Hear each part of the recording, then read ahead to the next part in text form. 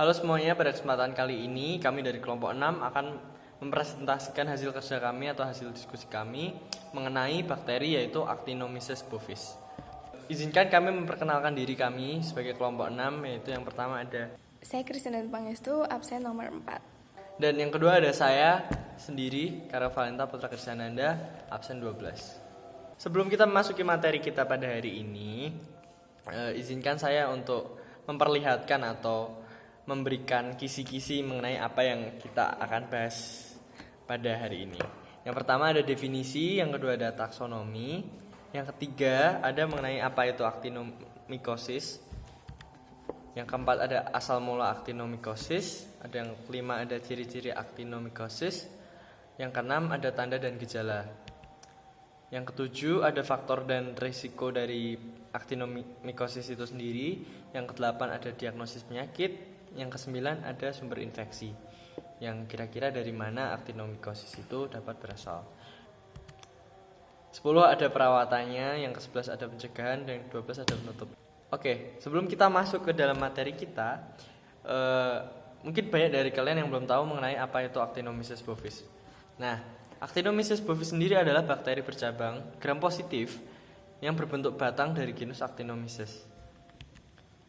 Bakteri Actinomyces sendiri secara alami hidup di lapisan mulut, tenggorokan, saluran pencernaan, saluran kemih, dan saluran genital wanita.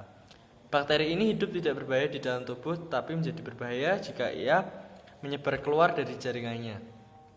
Hal ini terjadi dapat dikarenakan tubuh terserang penyakit tertentu atau karena adanya kerusakan jaringan akibat cedera atau pembedahan, sehingga dari bakteri ini sendiri pun bisa menyebar ke jaringan lain. Dikarenakan normalnya bakteri ini berada di hidung dan tenggorokan, jadi menyebabkan actinomycosis itu sendiri paling sering menyerang wajah dan leher. Di sini saya akan memperlihatkan bagaimana contoh gambar dari bakteri itu sendiri, kira-kira seperti ini.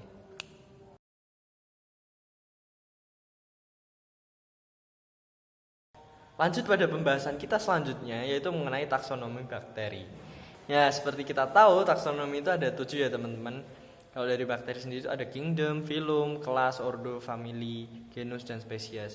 Nah, untuk taksonomi dari bakteri Actinomyces bovis ini sendiri, kingdomnya adalah Bacteria, phylum Actinomycetota, yang kelas adalah Actinomycetia, ordo adalah Actinomycetales, family Actinomycetaceae, genus adalah Actinomyces, dan spesiesnya adalah Actinomyces bovis. Nah, mungkin beberapa dari kalian belum tahu mengenai apa actinomycosis itu sendiri. Nah, actinomycosis itu sendiri adalah penyakit yang disebabkan oleh bakteri Actinomyces bovis. Kemudian, dari definisinya sendiri, actinomycosis adalah penyakit menular yang disebabkan oleh bakteri spesies Actinomyces seperti Actinomyces bovis. Actinomycosis jarang terjadi pada manusia, tapi lebih sering pada sapi sebagai penyakit yang disebut rahang bengkak atau yang biasa disebut kalau dalam bahasa Inggris the lumpy jaw. Nama ini mengacu pada abses besar yang tumbuh di kepala dan leher hewan yang terinfeksi. Hal ini juga dapat mempengaruhi babi, kuda, dan anjing, dan lebih sering pada binatang liar dan domba. Next, kita lanjut ke materi mengenai asal mula penyakit actinomycosis, mengenai bagaimana actinomycosis ini muncul, dari mana dia awalnya mulai menyebar. Agen penyebab actinomycosis diidentifikasi pada abad 19. Pada saat itu ditentukan bahwa penyakit berkembang di bawah tindakan Bovis actinomyces jamur. Parasit memasuki tubuh sapi melalui luka pada selaput lendir dan pada tubuh, saluran pernafasan, atas dan usus bagian bawah.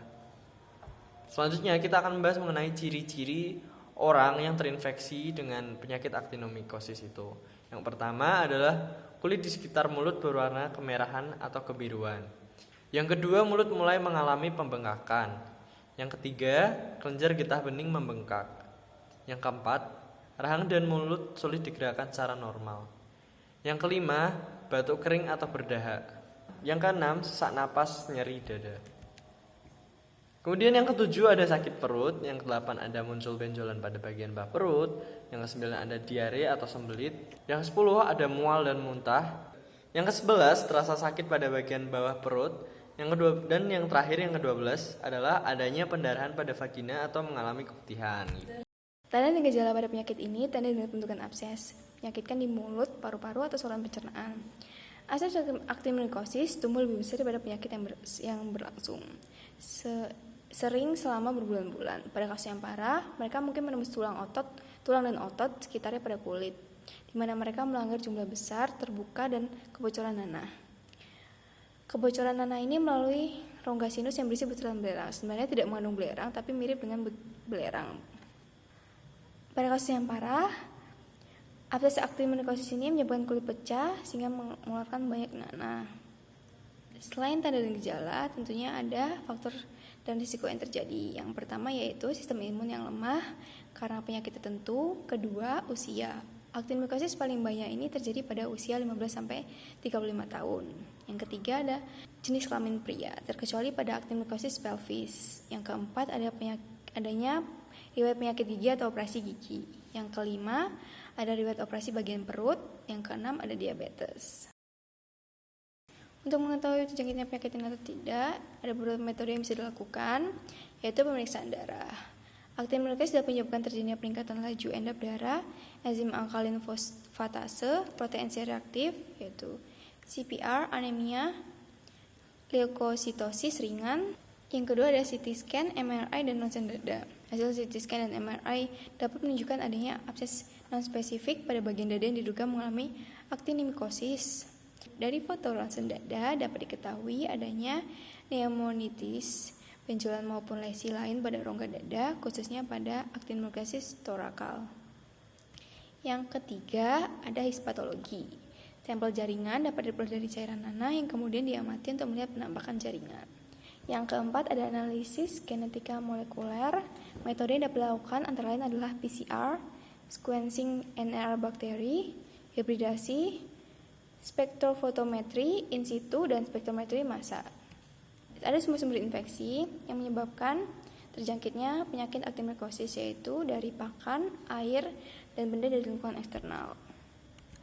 Ada informasi tambahan, menurut laporan dalam Jurnal Clinical Microbiology Reviews tahun 2015, infeksinya sendiri tidak menular karena bakteri ini tidak dapat bertahan hidup di luar tubuh manusia, dan infeksi biasanya terjadi setelah jaringan mengalami kerusakan. Perawatan. Jika kita terjangkit penyakit ini, ada beberapa perawatan yang bisa kita lakukan. Bisa diobati dengan mengonsumsi antibiotik yang disediakan oleh dokter. Penisilin adalah jenis antibiotik yang paling sering digunakan untuk mengobati aktinomykosis karena bakteri aktinomykosis sensitif terhadap obat ini. Selain penisilin, antibiotik lainnya juga ada, yaitu yang pertama ada doxycycline, benzylpenicillin, amoxicillin, ceftriaxone, meropenem, piperacillin. Untuk menghindari penyakit ini ada beberapa pencegahan yang bisa kita lakukan, yaitu dengan menjaga dan merawat kebersihan mulut dengan baik dan benar, melakukan konsultasi rutin dengan dokter gigi yang bisa membantu mencegah aktinomykosis, khususnya di daerah mulut. Selain itu, mengutip dari Medical News Today, metode berikutnya dilakukan untuk mengurangi risiko perkembangan aktinomykosis adalah menghindari penyalahgunaan alkohol dan menjaga kesehatan secara keseluruhan. Sekian dari kelompok kami, maaf bila ada salah-salah kata. Terima kasih, Tuhan Yesus memberkati.